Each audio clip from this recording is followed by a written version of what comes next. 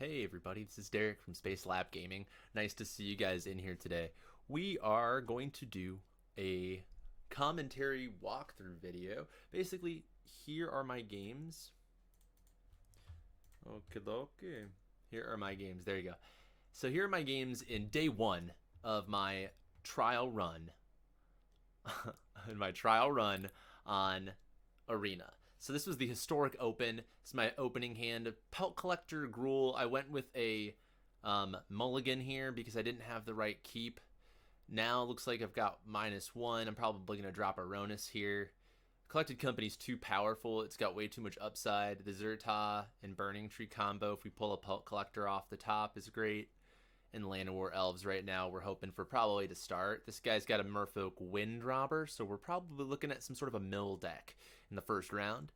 Yeah, Stomping Ground. Let's place that into play. Probably untapped. I'd pay the 2 life because I want to be able to get that Llanowar Elves down turn 1 so we can get our mana dork online and fully operational.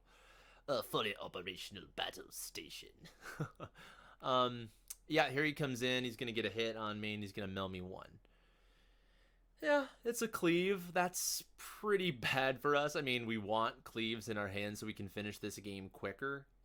But 1 cleave gone is not bad. We've still got 2 in the deck. And let's see what we do next. Probably a pathway here. Sounds like a good plan. Dropping it in. Now, I think I'd probably go pathway Radha here. And I think that's what I'm also thinking of is, like, should I put it into play as a red or a green source? We already have Llanowar Elves, but there's no guarantees that that guy's going to make it around. The only way Llanowars do is if you start putting more threats on the board, taking more removal spells.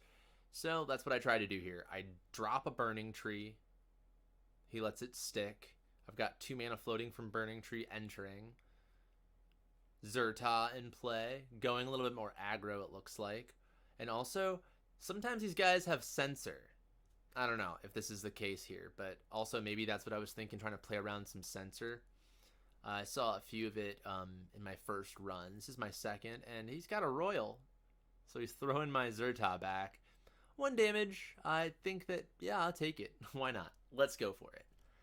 All right, and so now we're waiting on him to, I still see just mono blue here. I don't really see anything blue-black at this moment, so, I mean, he's got a Sea Dasher that's coming in. Okay, gonna slap that Octopus on there, and coming in for a solid 2 damage. I'm down to 15 now. He's gonna get a draw off of that. The creature hits. And then, yep, perfect. I got land off the top. I've got 4 mana. That means my Collected Company's online. Now, I could have gone for an offensive Collected Company and played it for a big hit, get 2 dudes, and keep swinging. Maybe some hasty creatures that come in and can attack. No, wow, I just went for it there, though. Okay. So, I think maybe I should have done that sooner, because we could have gotten, see, 2 Gruul Spellbreakers in play and hit them for 6 more. Now, I think that hindsight's 2020 here, right? So we're just kind of doing like a talk back. We're seeing what happened, and I'm providing the commentary along the way. Gruul Spellbreaker for sure, and the Ferocidon I picked because right now I've got board presence on him. And the Ferocidon states whenever a creature ATBs, that player loses a life. He's only got the Sea Dasher in play. If I can beat the Sea Dasher, like, there's no stopping my onslaught, and I should win the game. He's playing a Teferi's Tutelage, which is a mill card. I don't think that I'm too far into, like, maybe being worried about being milled out at this point. The Ferocidon triggers. That's kind of what we were hoping for. It's good to see. Seed to Shore. Tentacles in the face. Give them a draw. So that's cool. We're good with that. Good old Ramunap Ruins. Dropping them in play. We've got 4/5 mana available. Yeah, I think we clear the board here. Shatterskull Smashing to quote-unquote board wipe our opponent. Rampaging Ferocidon in play. He's going to need a lot to come back from this. And now I get to swing out. 7, 8, 9, yeah. And he knows it. He threw the towel in right there. That was a good match. Good game 1. Got a good feel under my belt. Now on to game 2. And so the first round we saw mono blue. We took down mono blue with Gruul, Collected Company, Pelts. Historic Pelts here, but this time we're starting with the Friends of the Elves, our Llanowar Elves. Mana dork for days, man. I love that start. Get him in play. Now I'm ahead on the curve. I could play a Bonecrusher Giant here. I think I still do. Yeah. Oh, yeah. Oh, no, I'm just going to do the damage. Okay. Yeah, might as well. Why not? Get some extra damage in. Hit him one more time. We saw a tap land. Could be a control deck. Getting out to an early lead like that will really help us. Even a mid-range deck. Which I think it actually is a mid-range, yeah. When you see Growth Spiral like that, that's a deck that is trying to set themselves up. So, set themselves up for mid-game or late-game. In this case, I think it's a Uro. Sultai Uro deck.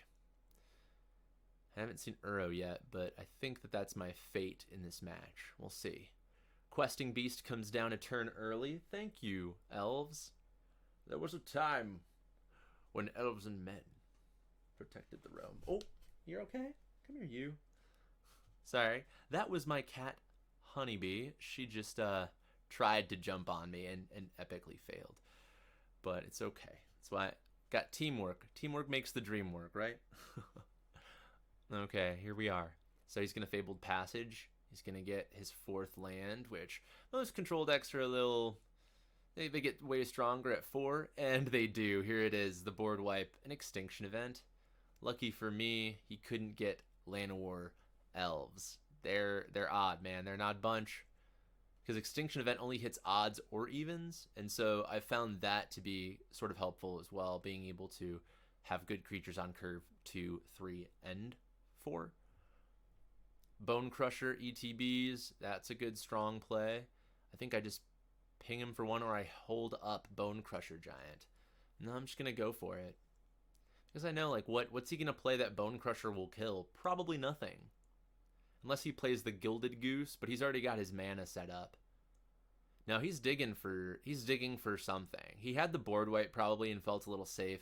Probably had a Growth Spiral and usually would bring him into something good. I mean, I don't think that there's still outs for him here. I just have to kind of hit maybe an Embercleave or something strong. Hey, you know what? I'm glad we kept up our Bonecrusher now. Alright, so now I could Bonecrusher him, but then he would be able to use his power, eat one of my guys, and the Bonecrusher would not kill him. So we're not going to play that right there. We'll drop a Burning-Tree maybe? No, I thought about it. I think probably what we do here is we attack. Yeah. Attack with Burning-Tree and Bonecrusher. That's enough to kill him. He'll have to block. Maybe I attack with Llanowar? No. Because Llanowar would bait the block way too easily. It's about, yeah, Burning-Tree. Okay, so he Heartless Axe my Bonecrusher, which taps him out, which is really important here. Because now, that's fine. I have Bonecrusher in hand. Now I'm waiting. I think, should I just hit his Scavenging Ooze? Not yet. I think that if he lets her hit, Burning-Tree hits, stomp the yard for the W. There it is. Wonderful, wonderful times. That's win number 2. And now on to game 3. This is my hand. Looks pretty solid. I'm happy with it. I get 2 Gruul Spellbreakers. I get a Zhur-Taa. And I got my turn 1 Llanowar Elves. There was a time when elves and men. Alright. 4 East. Oh, no, it's going to be a Mountain. Yeah, because we got it all right there, man. Slam the Gruul Spellbreaker a turn early. Hit for 3. This is right where I want to be at right now. Where he has to answer me on his turn. Or Gruul Spellbreaker's getting in again, probably because of the Hexproof. Gruul Spellbreaker has Hexproof on my turn only, which is good and not the greatest, but it's still good enough to make him a really powerful aggro card. And then just playing it again. Essence Scatter, okay. But he has to make it in play to get the Hexproof. So that's another 4 damage. The race is on right now. We just beat it seemed to be a control or a mid-range deck, and it looks like we might be looking at another one here. Ah, he found his Uro on curve. This is not as good for us. Okay, Uro, yep, he's going to get sacked because of his power. Fabled Passage ETBs, he's going to have... Oh, yeah, he's going to have the ability to get whatever land he needs. Alright.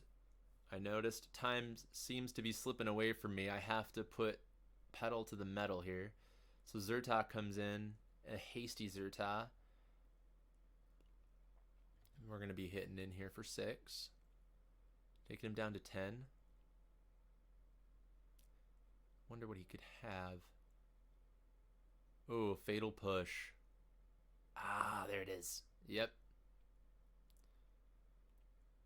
Poor Zhur-Taa Goblins. Those guys, I mean, they get a bad rap. But I think they're a pretty solid card. A lot of people, I mean, they have to be removed by that. Oh, no. That's probably why it was, too. Because now he's got the board wipe. Yeah, I'm in quite a pickle here. I guess my thought is, do you throw the Burning Tree? Yeah, you just got to get bodies on board. Yeah, and then I think I skip ahead a little bit here. It's just a little bit of like, I grabbed a Pelt Collector off my next draw. Gallia is up here. Now, Gallia the Endless Dance is a really strong card.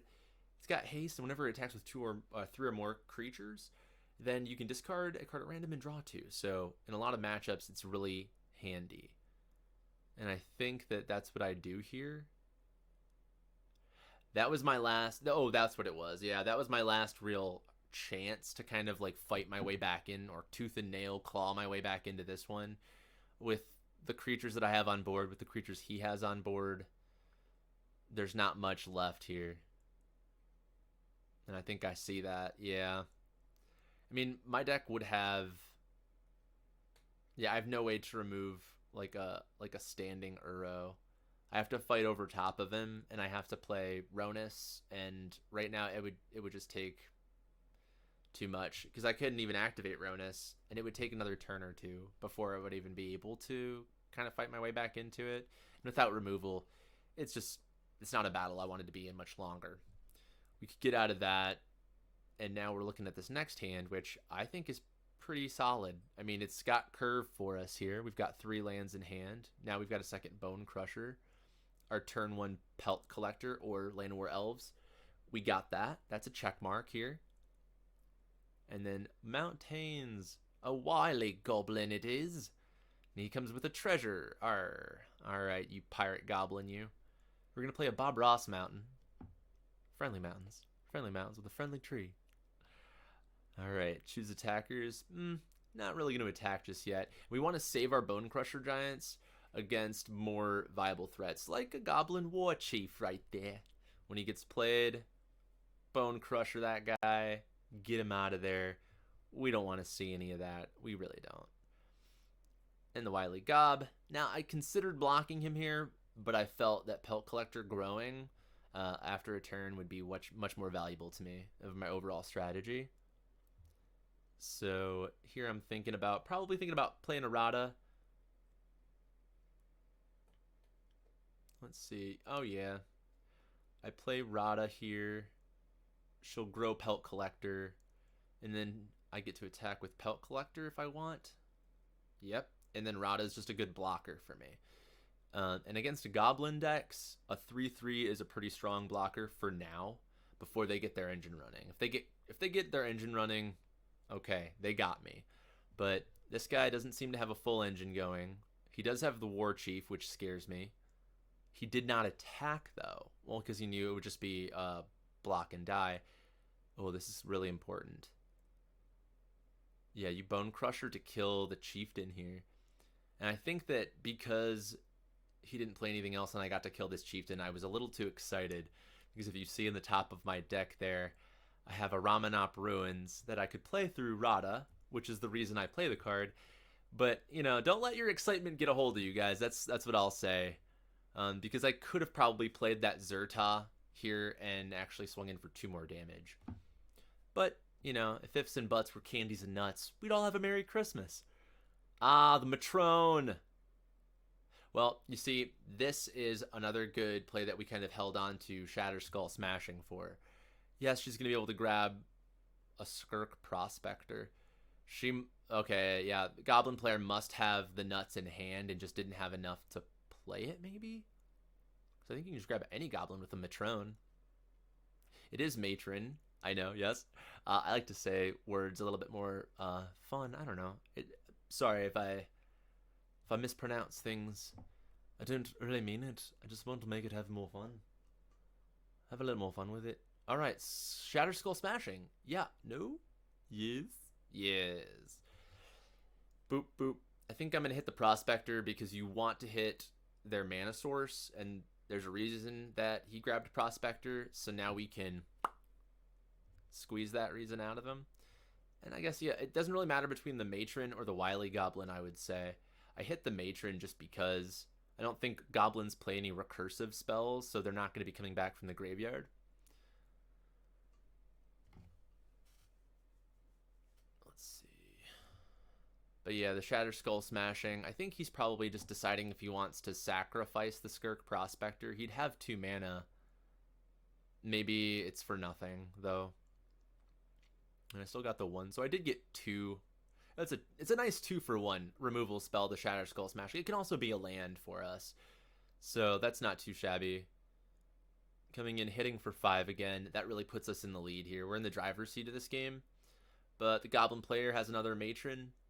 Is going to go digging through the deck for a Skirk Prospector. I think we've seen this before. We in the Matrix. Is this deja vu? All right, we got a Pelty C. All right, and now we're going to use Radha. Yes, very good. Very nice. I like. We did a good job playing Radha there, using her to our best abilities. And now we've got a QB on our hands. You drop a QB, you swing team. Oh, wait, I have enough mana to, yeah, Collector, then QB. Oh, do I want to get super spicy with it and play the Zhur-Taa to double grow? Nah. Yeah, because then that'll put him at 3. Yeah, this is fine. They'll have to block. They'll probably block Matron and Wily Goblin, is my guess.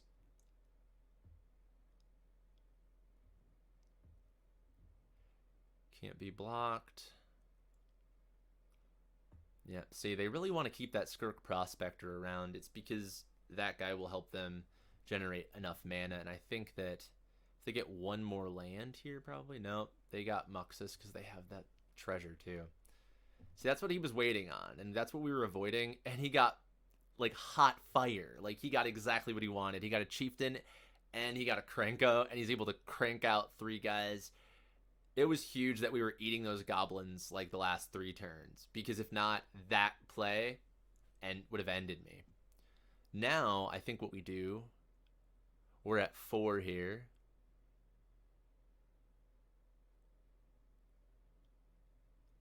Okay, I see here. So yeah, my thought was now to go, hey, I need to grow these Pelt Collectors, and I need to give them Trample. If Pelt Collectors got 3 counters on them, they now also have Trample. So right now, both my Collectors are 4/4 Tramplers. Questing Beast is an unblockable minus. I mean, Muxus can block Questing Beast, but that's kind of where I want to be at. The Radha is going to get probably 1-off blocked, and if he sees it, he'll double block both of the Pelt Collectors, but that would kill his Chieftain, and all he would have left is a Krenko. But he would survive, in fact. But I don't think he knows about, well, I mean, even if he did know, maybe he did, but now he does know that they got Trample, and that's what won me that game. So Pelt Collectors are strong cards, guys. I think that they're really solid. All right, well, now we've got the next game coming up here, and we've got a Gallia, we've got a Llanowar. This is a really risque hand with only 1 mana. That's a little bit better. Like, yeah, the Llanowar, but I think this is the one we keep. We could drop a Collector. We still have a Collector, and we still have the hot sauce play of Collector, Burning-Tree, Zhur-Taa. And that's the other part of the company there. Oh, a Leyline of the Void. All right, well, I like your style, sir. I like Papapilo 5. I like his style. Oh, wow, it's the Rack Daddy. Getting the Witch's Oven in play. Okay. Let's go the Timber Crown. Let's drop a Pelt EC. Collected Company just got drawn too, so look out for that. Okay, Scraphead Scrounger. Scrap Heap. Ramunap Ruins. Drop it into play. And then just, I would do the play, man. Burning-Tree. Zhur-Taa at a 3. Pelt Collector swings 3. I do have to pay, yeah, I have to pay a life. Because Ramunap Ruins is my only red source at this point. And then the Zhur-Taa play. And then Zhur-Taa Goblin is Riot, so you get haste or a +1 counter. And that right there is where, on a turn 2, you turn Pelt Collector into a 3/3 in this deck. He gets to swing in. Now, I played a variant of Pelt Collector in Modern where you get to play Pelt Collector with Burning-Tree, and you get to play him with Vexing Devil. Now, Vexing Devil is the ultimate collector of pelts with my friend, the Pelt Collector. They're a really good team. Got really strong synergy. But this is the next best thing. In Historic, honestly, going Pelt Collector, Burning-Tree, Zhur-Taa, it feels really good. Uh-oh. Unless they swag-a-jack ya. And then, yeah, with the Witch's Ovens, they can just sacrifice our creature. Nope. I'll take it. Oh. I block. Okay. Keeping me in a pseudo lead. Yep, they'll sacrifice it. I've got a Pelt Collector 3/3 right now. Okay, well, my choice is Llanowar or Zhur-Taa Goblin. If I learned anything, I think it should be Llanowar Elves. I hope I play Llanowar Elves, honestly, here. Because then Llanowar Elves, that play right there, they want to stop my Pelt Collector from killing them right now. So they're already focused on Pelt Collector. Llanowar Elves isn't worth stealing and doing all that Witch's Oven stuff to, unless they really think it is, because I am low on mana. If they let Pelt Collector live, I mean, Llanowar Elves live, and I have a chance, well, not the greatest, but I would Zhur-Taa here. I would Riot Haste the Zhur-Taa. Pay it. Pay the Troll Toll. Give him the haste. And coming in for, I could come in for 6, which would then put the game, I just have to come in for 1 more. But I leave back the Llanowar Elves. I think it's because he's got enough life gain, I'm sure, with the Witch's Oven. And he's also got the food on board. Midnight Reap. Okay, he's out of cards in hand, though. So very nice for us. All we have to do... Man, we just top decked that Bonecrusher Giant. He was like, okay, you guys need some bone crushing backup. There it is. Drop it in there. We're gonna stomp the yard. Pay the toll. Man, Ramunap Ruins is killing me. It really is, though. That's okay. Midnight Reaper goes down. He pings, draws. And now I can attack all out. And this has all been on 2 mana, so it's not been our proudest moment, but these are the moments in which you realize I don't play a great deal of lands in this deck. But lucky for us, he hasn't had a good opportunity to take out the Llanowar Elves yet, and he's been worried about other threats and been taking out Zhur-Taas, probably trying to take out Pelt Collectors, because if not, next turn I can Bonecrusher here and make Pelt Collector a 4/4. Yeah, and we got Embercleave now too. Yeah, I would do that. Pay the life. Bonecrusher comes in. Pelt Collectors got Trample again. Another key Trample Pelt Collector in our run today.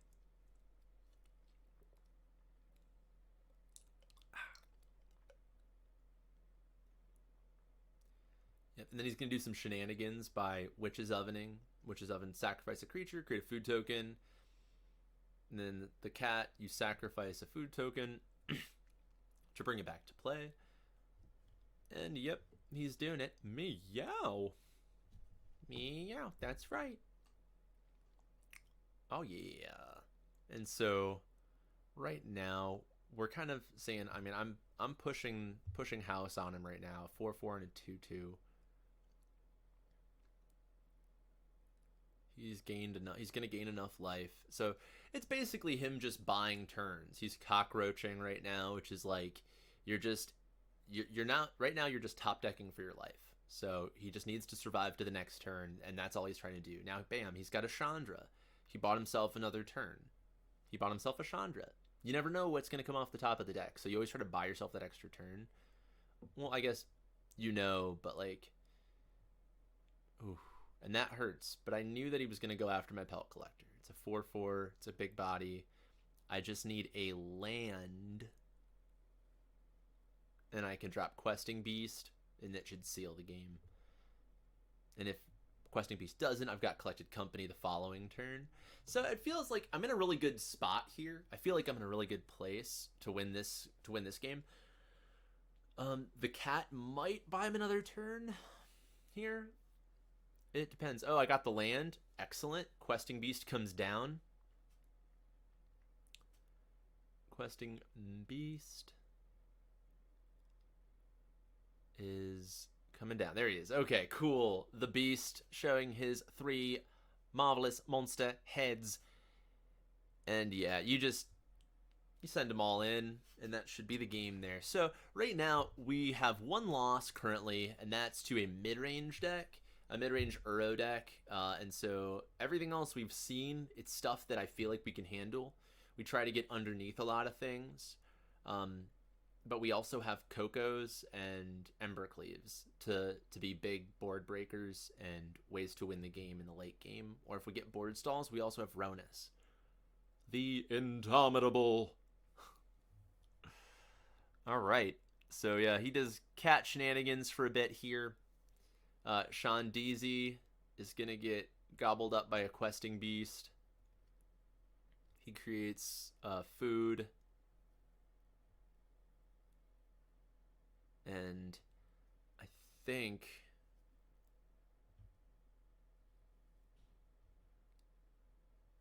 yeah, I mean he does a lot of work with this cat, I'm not gonna lie.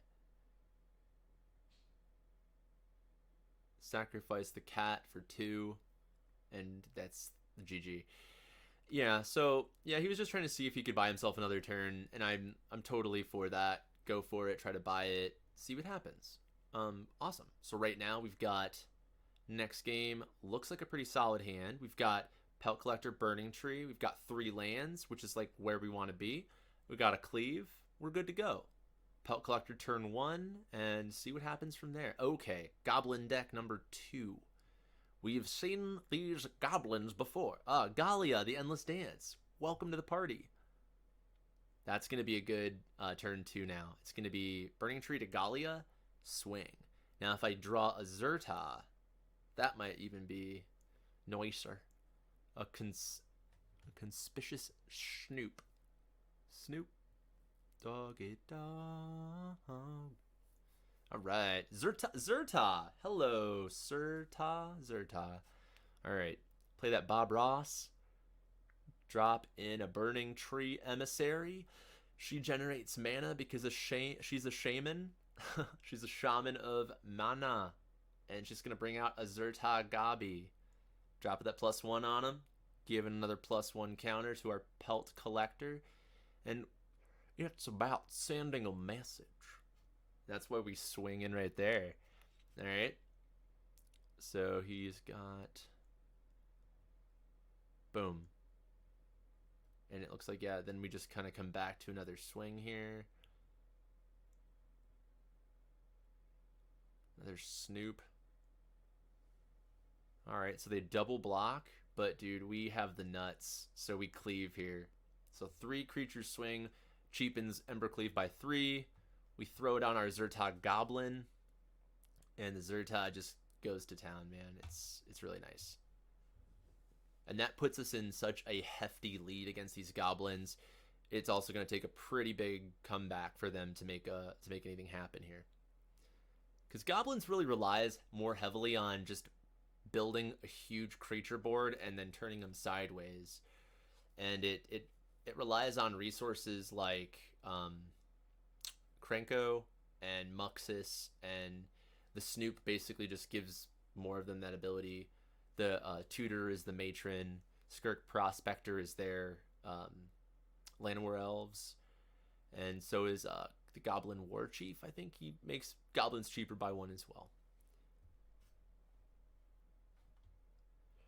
So there he is. Okay, so yeah, we were waiting on our opponent to make a play here.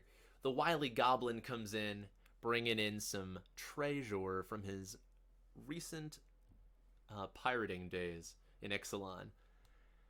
All right, what do we got here? Zhur-Taa, you're going to drop I want to drop a Spellbreaker, I think. No. We drop a QB.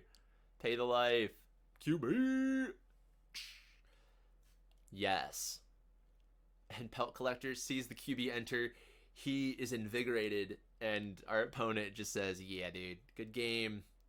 All right, next game against Muggsy Bogues, Allures deck. We look at our hand. We got 2 Cleaves and some of an early game. It's a little scary. I probably should have kept that one, though, because I come here with only a 1-lander. I can't keep that. And now I'm here, 5 cards in hand. I'm feeling the pressure in this one. It's not pretty. It's not pretty, guys. Let's be honest here. We've already got 1 loss, okay? 3 losses and we're out of the tournament. We're deep in this game. I think we've got 5 wins right now. So here we are. Really important. I'm looking at what I should keep. Definitely keep the 2 lands. Definitely keep the Bonecrusher. Definitely keep Spellbreaker. And then, yeah, that's where I'm at. Probably keep Collected Company, because if I can Collected Company, if I like draw land, Collected Company will kind of give me a little bit more of a chance. I cut up a little bit because basically I played, nothing really happened. He played his Archfiend, he hit me. He paid a life for something along the way. Oh no, I Bonecrushed his life total. It was a bad play. I think that the 5 cards kind of got to me in this match. So yeah, it was really boring early, so I just kind of skipped ahead and got us to this mid game right here. So he's got Fatal Push on deck. He's Arcanisting me. He's got Vessel in. Bam, I hit the 4th land. We're doing okay, but I think I'm going to play Collected Company on the defense. Let him swing in, try to get this defensive Coco in play, and see if we can turn the tide here. He's got Cruxa in the yard, so he's already Cruxed me, so I'm already like down on cards. So this was a bad matchup to go down to 5. Like, he's already attacking my hand, and so this is my answer to that. I knew he was going to, so I Collected Company in response, and I kind of get trash here in this company. I needed all-stars. I got, like, the JV team. We got Pelt Collector, and we got Zhur-Taa. The good thing is when Collector comes into play, you get to choose from company who comes into play first. So Pelt Collector comes in, Zhur-Taa comes in, Pelt Collector does see him come into play, so he gets the +1/+1, which is another benefit of playing Collected Company with Pelt Collector. Village Rites. Yeah, Village Rites is strong. But now, if he has a land... Yeah, he's just eating away at me with Cruxa, which is a really strong part of the Rakdos build. It's that they can just Cruxa you over and over again, especially if it's late game. I mean, honestly, maybe... Well, because you bring in Cruxa so much that the Raptor might not be as good in the deck, but I feel like you have a really good way of board wiping your opponent, but I think that they also use a lot of sacrifice, so it might not be the best to play the Rampaging Ferocidon in that, but maybe a sideboard card. All right, cool. So we've got Embercleave fully operational, and we just say that's where it's going to be. We're going to try to hit you. We're going to take half of your life total away, putting us right back into the game. Like, he's got pretty much a full grip here. He's got Cruxes in the yard. He's got lures waiting in the den. He's basically got this game. He's got the lead in the game still. Even though I just dropped those points on him, he needs to have removal. If he has removal, which I think he still does with Dreadhorde in the yard,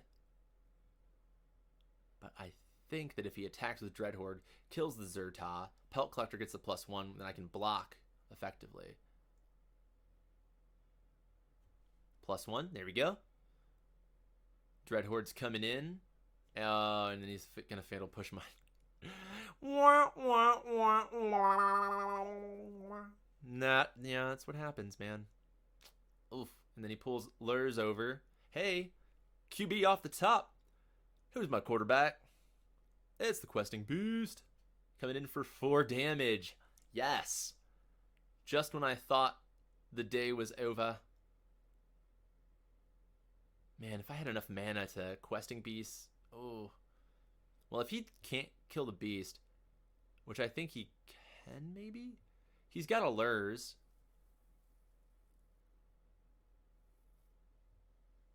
Can he activate Fatal Push right now?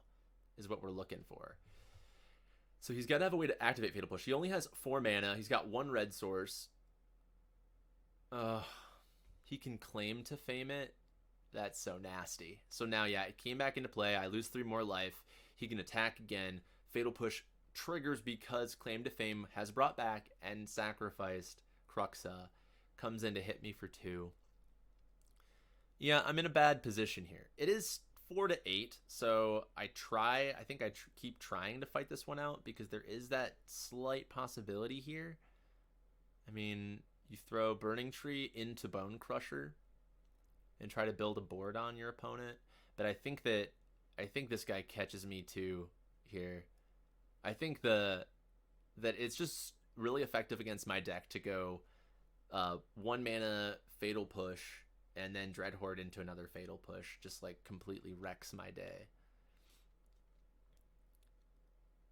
And he can trigger Fatal Push really easily in that Rakdos deck. I like the Archfiend as well in that build. Yep, well, Bonecrusher at least deals 2 damage to him on the way out. So at least it puts us 1 step closer. Oy. Oy vey. Oh no. Yeah, because they can double trigger and he just kills Burning Tree too. Yeah, I think that this one was just not my day. Or this was not my match right here. This guy had all the answers to me. Dreadhorde Arcanist is a tough one for me to deal with, in my build anyway. I play the 2 mana removal of Stomp, and that's pretty much what you got.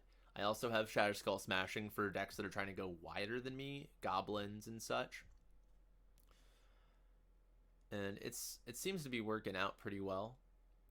But in these matchups specifically, that's why a Braid in the sideboard, if we played multiple games, would really help me in this matchup. So we will see. We will see here. All right, the next match. So now I'm down to 2 losses here. I can't lose another one. And it's I think 5 wins, 2 losses is where I'm at right now. So looking at the hand, we got 3 possible lands. We've got Llanowar, Pelt Collector, Bonecrusher, and Coco. We got to return 1 to the bottom. Since we dropped 1, I would say the Collector probably, because we don't have that sweet Pelt Collector into Burning Tree, into Zhur-Taa. And we've got more of the Collected Company route is what we're looking for here. So drop a Hashep Oasis. And through that Oasis, we're going to get us a Llanowar Elves. There you go, boys. All right. It looks like we're playing another Rakdos deck, which hopefully we can get around the Arcanist here. And man, that Bob Ross land looks good. I think that's what happens to me. I look at them so much because they look so pretty. And I've got the Bonecrusher ability here. I can just play a Bonecrusher Giant because I know next turn I will have a Collected Company. And so that board presence is just going to be so much bigger. Oh. Well, this is another one of those instances when Shatterskull Smashing really does like go above and beyond what I normally need it for. It's really good at like the goblin matchups and supposedly stuff like this. Get rid of a young Peasy. Now, he thought it was safe to play it because of the Bonecrusher coming into play, which I think that was the right call for him to push, but I came out positive on that one. He needs some land. He does get it. Cruxa again. This time we didn't go down to 5. We went down to 6. So we're not as up-ish Krieg. Yeah. Get rid of the land because I've got enough for Coco already. Ooh, and we got a Bonecrusher. I think this is a offensive Coco. So showing the versatility of Collected Company. Oh my god. Yeah. This is more of an all-star Coco hit. We're gonna get Zhur-Taa and Gallia, I think. I could also get Burning-Tree and cast Bonecrusher Giant to deal 2 more damage. But in this matchup, they're going to kill my hand. I have no hand. Gallia, though, when she attacks with 3 or more creatures, you discard a card, draw 2. That's what I wanted to be. That's what I wanted to see. I just basically gassed up, got 2 more cards in hand. Bonecrusher's going to hit him for 2. Yeah, he didn't get a land. Yeah, he was done after that, and he knew it, I think. Sacrifice. Yeah, the sacrifice doesn't target the giant. You just sacrifice him as a cost. That's why I don't think he deals damage to him. Bloodchief's Thirst gets rid of my Gallia, but she did go off once, and that's really all you need. And he thought seizes into a salty abyss. Yeah, it took him a long time to select what card, or her, or whoever, Pro Surge. It took them a long time, but I just cut that out just because I know how it feels. I've been there. We've all been there, and this is the last game. This is the make or break. We went into the final round here. We need to win this to get to day 2 with Pelt, historic Pelts here. We're playing Pelt Coco. This is a great hand. We've got both of our avenues of collector or elves, and then we've got Bonecrusher for removal, and we've got our mid-range guy there. And so I just kind of skipped ahead because all it was me playing elf, Pelt Collector, draw, deal 2 damage to his face, and now the game starts going. So skipped ahead a little bit just so that we could make it a little bit more smooth here. Baffling End comes into play. He has a response. Yep, and you kind of need that. And also because Baffling End does not kill the creature, it just exiles it. Pelt Collector doesn't see that, and he doesn't get the +1. Now Embercleave comes into play. We got this underneath, which seems to be a control deck, which is right where we want to get it in at. Boom, boom. And now he's about to hit 4 mana, which in any control deck is board wipe time. There it is. Board wipe gone. Embercleave there. Ramunap Ruins. That's not bad in the position that we're in. It's late game for our opponent, at least. They're trying to turn the corner right here, and control decks are going to always try to do that. Let's see if they have any life gain. All right, he drops Teferi. Hero of Dominaria. It depends on what he does with Teferi. Okay. So we've got Teferi here. Neg 3, so he's going to put him 3 from the top of my deck. Bonecrusher also doesn't deal damage to him. All right. 2 damage from my Bonecrusher in hand. Let's get rid of Teferi. He has no more bodies on board. All right, cool. Burning-Tree. Or do I just Bonecrusher here? Yeah, I just throw Bonecrusher because now I know in 2 turns Bonecrusher's coming up. So I have another 2 damage spell.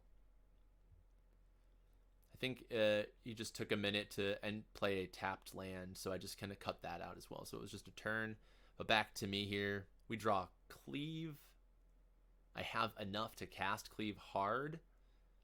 He Typhoons, and I Cleave. I think I Cleave over the top of the Typhoon for the win. But okay, so this, I'm gonna leave this in here. I left this in here because I wanted to share with you guys, like, so bam, that came in right away. And at this point, another moment of me being really excited, it asks me, because they're both legendary permanents, it's like, which one do you want to keep? And I was like, wait a minute, which one did I just bring into play? So it was the one on the right. I remember it, and so like I clicked it. We're all good to go. I freaked out for a second, but we got there. So always remember, like, make sure you watch your artifacts that are legendary enter the battlefield if they ask you. Really important, because that could have completely like swung the game if I didn't get it right there against a control deck. but we got there. We got to day 2. Let me move. Oh, there it is. Qualified. Qualified. Yes. Thank you guys so much for watching, and hopefully you guys learned a thing or two about historic Pelt Collector deck. The historic Pelt Collector deck that I ran anyway. I'll leave the deck list below in the comments, and please comment, subscribe if you guys are interested in the channel.